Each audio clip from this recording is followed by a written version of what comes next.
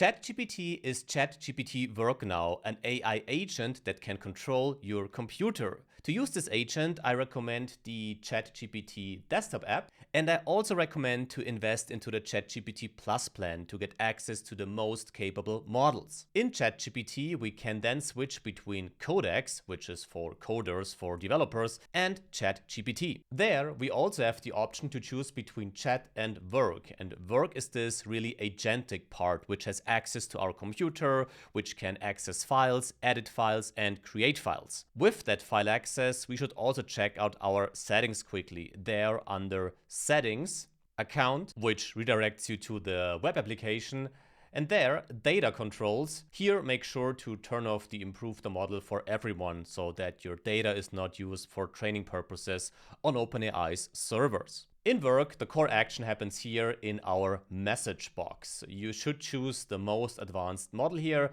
At the point in time when I'm recording this video, this is 5.6 Sol, and you can also play around with the effort to find the right balance between token consumption and quality of the output that is generated.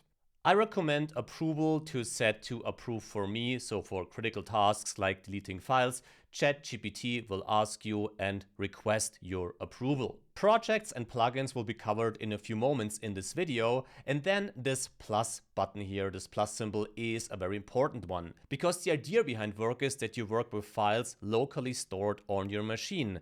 Therefore, for the first task here, I will add an invoices folder, which contains some AI-generated invoices. And this folder should then be analyzed. So under Files and Folders, you can just select the corresponding folder. And now with a prompt of your choice, the task will be initiated. So that's the big difference. It's not a normal chat, question, answer. This is now an AI agent trying to complete this task. This is a loop that is going on. So it gets the prompt, it gets the task, it starts the work, it gets the result, it analyzes the result, and then it decides whether the task is complete or whether it has to continue. And it of course also decides how it can continue. So it's a full agent completing tasks autonomously. And when ChatGPT is working on the task, you can always check what it is actually doing. Like in here, in this loaded tools part, if I select this, I find this read presentations and read spreadsheets skill. So skills are another very important topic when working with agents, which we'll cover after this task is finished. We now have the Excel overview and the presentation. Typically, we have those also with links to open it directly in ChatGPT.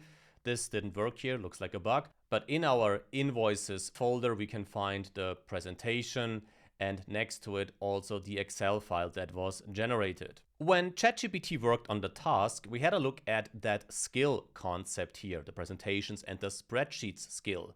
Skills are a very important topic for every AI agent because a skill is a description of a process the AI model should go through. Now, in this case, the presentation skill is an instruction on how to create presentations because the process on how to generate the presentation is always the same. And understanding skills is pretty simple. Let's say you want to edit a video. Then you research information, how to edit videos, how does this work, and then you somehow manage to edit this video and to get the final result. Now, when you do that again, you remember the steps you did. You don't have to research everything because you know this was the first step, that's the second one, and so on. And as you can't add information to OpenAI's models, for example, skills are a way to give the AI model additional context when required on how to complete a specific task.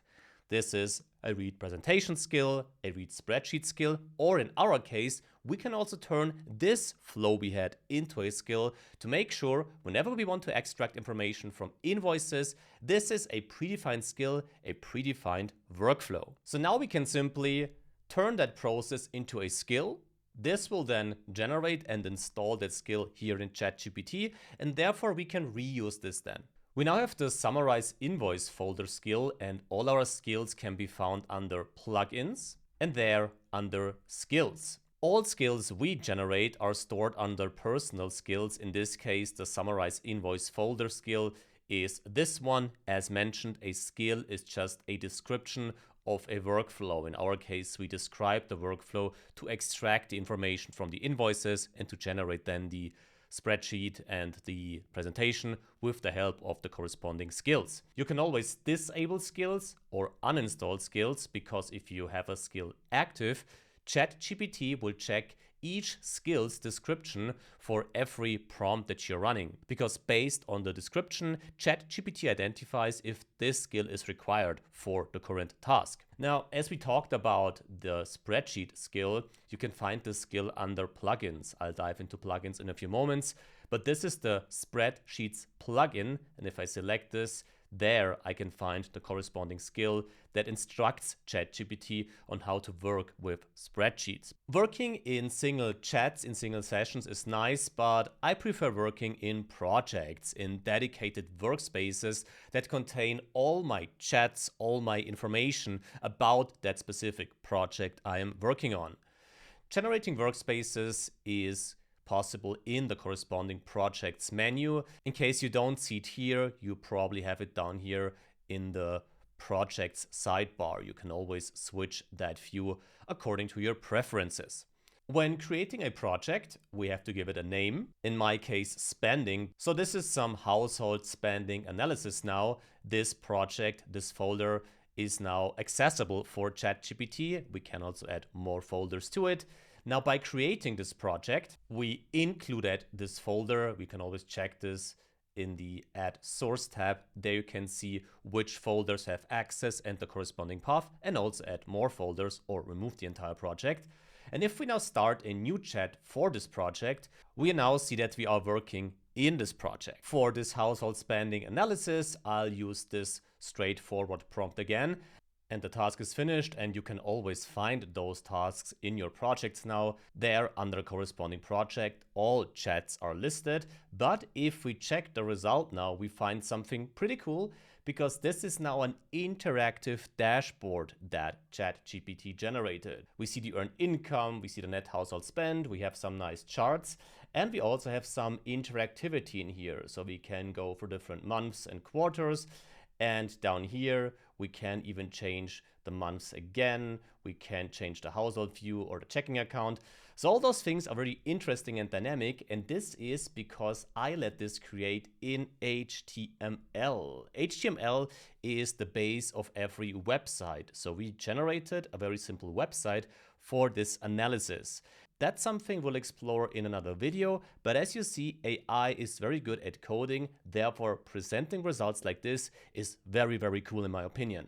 When we had a look at skills, we also saw the plugins. And the easiest way to understand the plugin is the Dropbox plugin, for example, because this plugin contains the app, so the connector to the application. So plugins typically are connectors to other apps like Gmail, like Dropbox here, like Slack. So all those external tools, which can then be used by ChatGPT and be connected to ChatGPT. And a plugin doesn't only contain this connector, it often also contains a lot of skills. We saw this already with the spreadsheet skill. Plugins must be installed, as you can see here, but a more interesting plugin is this computer use plugin here.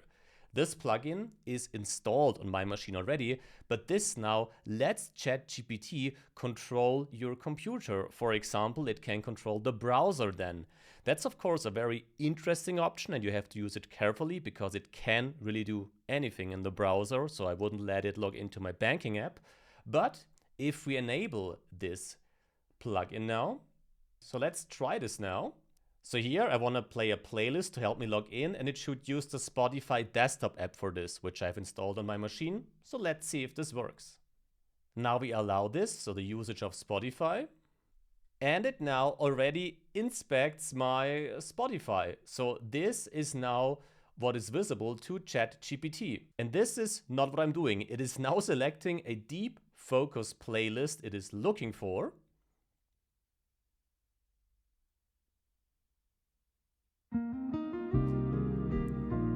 And now it plays the music, which is quite crazy. And if you minimize that window as I just did it, then you have this guy here, this little pet, which informs you about ongoing processes.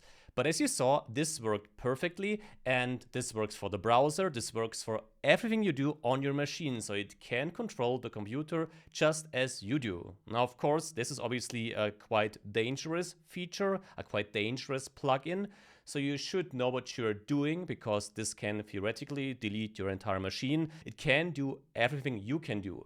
Therefore, first, I want to close this little man here.